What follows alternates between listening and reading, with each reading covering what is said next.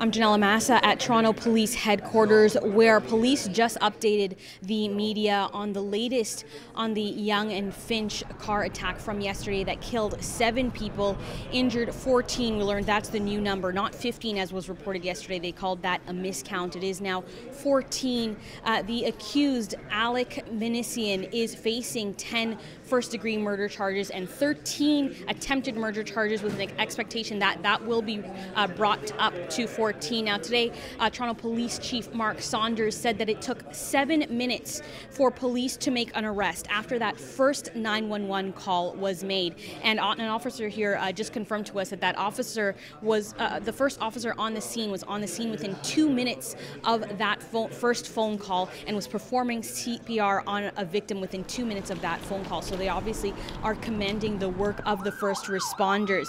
Now we're also learning a little bit more about the process to identify the victims. The coroner says that it will be a number of days before they release the names of the victims, and that is because they are using a scientific method. They say it's different from when someone is found in their home, if you're out in a public place, and because there are a number of people, they want to ensure that they're using scientific methods to confirm the identities of these people. Some families have been notified to say that they believe their loved one is a victim, and they're working with those families to get health records and make a scientific connection to positively ID these people.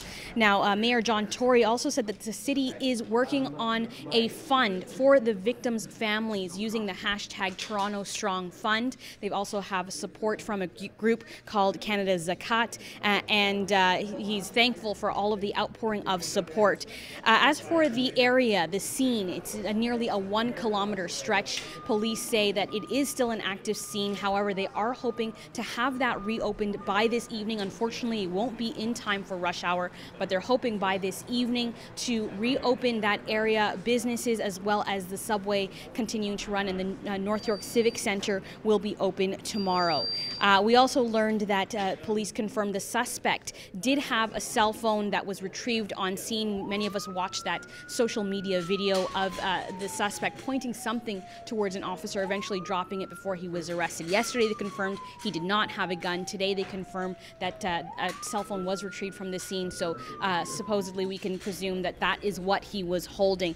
Now, still many questions about the motives. They would not answer any questions about theories that this suspect was angry or upset at women, although it does seem to be that many of the victims are women. They would not specify if they believe he targeted women in his act of mowing down people on this sidewalk. Of course, it is still early in this investigation, and surely we'll learn much more details in the coming days. In the meantime, the city is in mourning, in shock after this event, and there will be a number of visuals in the coming days. One tonight at Nathan Phillips Square will be there, and we'll bring you the latest on City News.